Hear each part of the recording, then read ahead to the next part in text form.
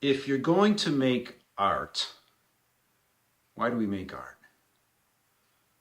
Maybe we're trying to communicate something. Maybe we want to show people something.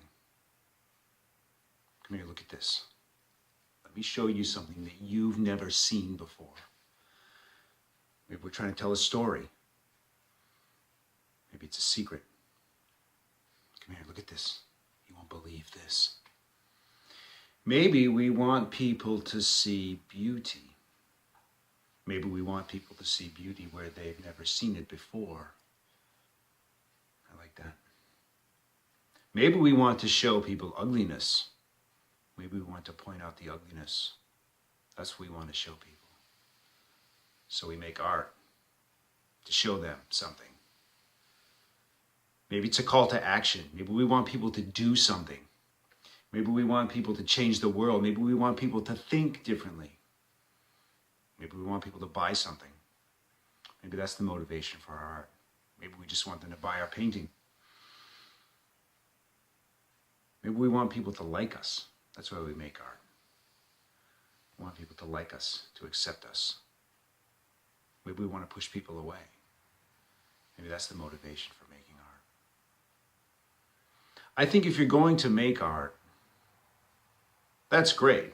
And whatever your motivation is really up to you. But I think it's important that you understand what your motivation is, so that the methods that you adopt, the process that you use, the audience that you try to reach, are in alignment with whatever your motivation is. I think it's a very important question to ask yourself if you are making art. Why am I doing this? What's my motivation? Because you need to be at peace with yourself in terms of your methods of working, how much time you're spending, what your goals are, and be okay with what you're doing. You know, maybe your art is about you. You have this burning desire to share something unique about yourself with the rest of the world. And that's your motivation. And if that's your motivation, then you may have to work very hard, and your work may not appeal to a large audience. If your work is very unique and original, it may not appeal to a large audience. Maybe it will. If it does, that's great. Maybe you want to make art as a job, as a career. You want to make money. Maybe that's your motivation.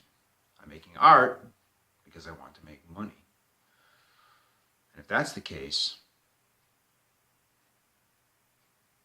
then you may have to make some sacrifices in terms of creating art that works for whatever market it is that you're trying to appeal to. You may have to meet people's expectations. If you're trying to reach a large audience and sell a lot of your work, then you may need to think about meeting people's expectations, because a lot of people in the art market want their expectations met. They have pretty clear expectations about what they think art should be, what they think art should do, and that's what they're looking for. And art that meets that criteria is the art that they'll buy. So that's something you'll have to think about. If you're just concerned with being original and making unique work that expresses your own unique individual essence, then maybe that's not a consideration for you. But it's important to understand, where you fall in terms of whether you're trying to meet people's expectations or not. Maybe you're trying to challenge people's expectations. Maybe that's your motivation. You want to challenge people's expectations. You want people to be challenged, to think differently. You want people to have to work to understand your art. And maybe there's a payoff there if they're willing to put the time in. There's a great quote that I've always loved about Cezanne, and I don't remember who said it, but it was basically that Cezanne doesn't come to you, he makes you come to him. But if you're willing to make the journey, he makes it worthwhile. Maybe you're just making art because you enjoy it. You just enjoy the process. You don't care if anybody understands your work. You're not trying to communicate anything. You don't care if anyone buys your work. You just enjoy the process of making art, of turning a sheet of paper or a blank canvas or a lump of clay into a horse or a tree or a covered bridge or whatever your subject matter is. Maybe you just enjoy it. Maybe it's a stress reliever for you. It's not the case for me. I know working for me is very stressful. It's a very intense, highly focused, stressful process. And when I'm engaged with a painting or a drawing, I'm making all these decisions about how to resolve issues that come up in the painting as I'm working on it. And it's very intense. It's very focused. It's very stressful. When I'm working there, it's probably more akin to someone performing brain surgery or perhaps flying a jet in combat. I'm making all these. I mean, obviously nobody's going to die if the painting fails, although sometimes it feels that way.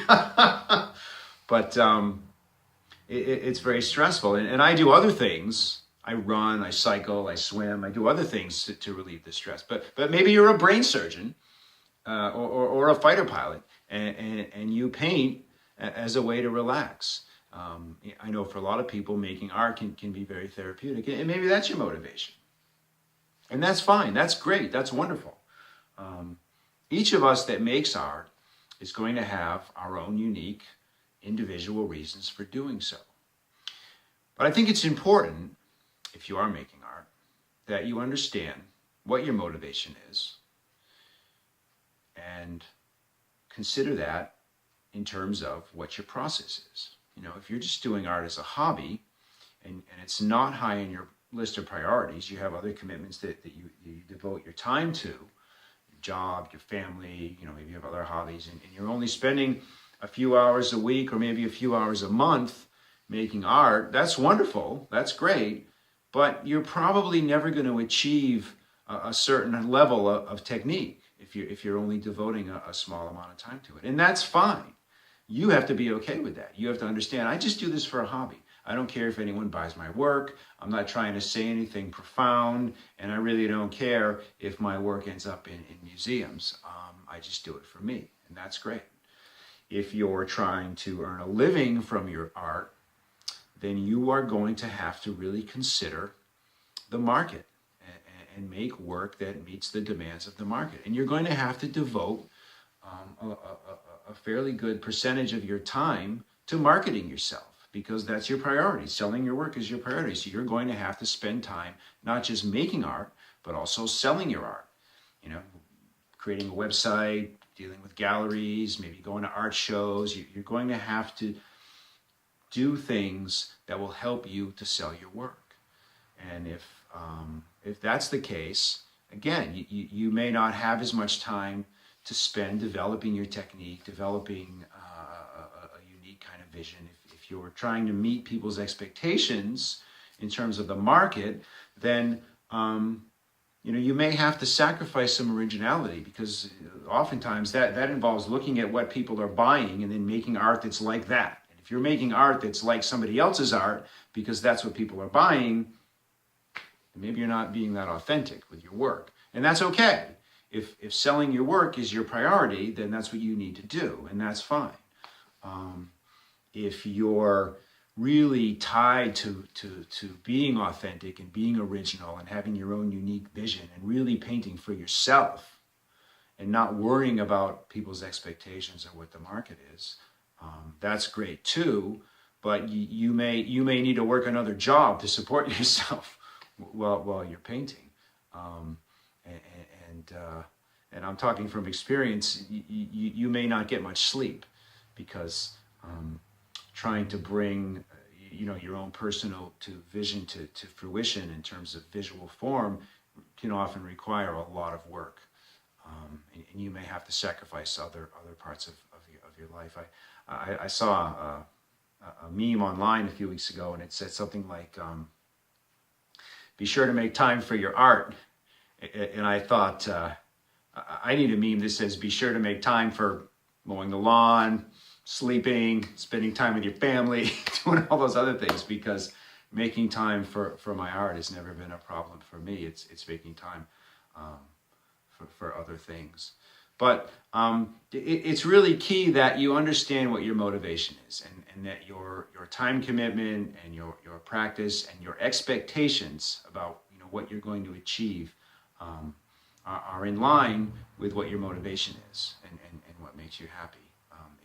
If you're interested in being original and doing work that's only for yourself, then you need to accept the fact that maybe you're not going to reach a large market, at least in your lifetime. And that's okay. Some of the greatest artists that have ever lived didn't sell a lot of work while they were alive.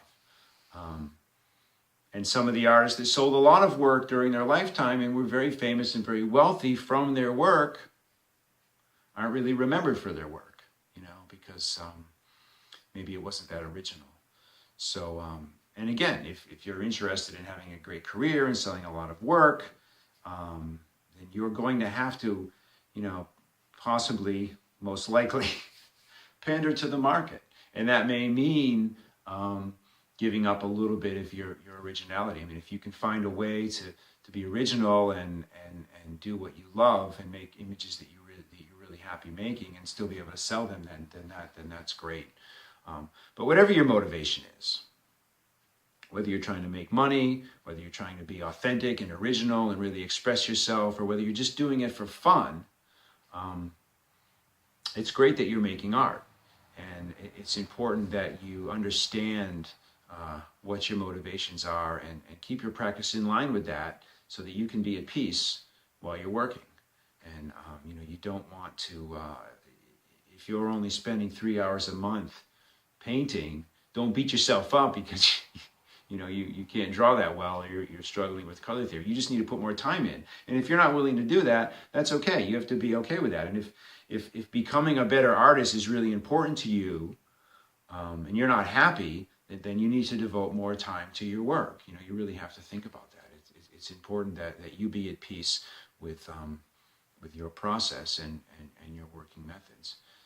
If selling your work is your number one priority, if being able to say that I make art as a career, I earn my living from making art, then you are going to have to accept the fact and be okay with the fact that you have to devote a lot of your time marketing yourself and marketing your work. So don't get upset that you don't have enough time in the studio, and if you're not happy spending so much time marketing yourself and you'd rather be in the studio, then maybe you need to rethink your process. Because maybe your priorities and your motivation aren't what you think they are. And again, if you're really working just for yourself and you're really devoted to and dedicated to bringing your uniqueness, your own internal essence into the world through visual form, then don't be upset that you're not making a lot of money.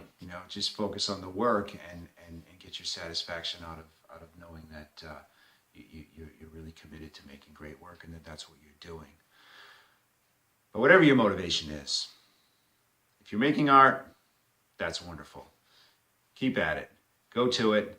I'm Frank. Thanks for watching. Thanks for listening to me. I appreciate you taking the time.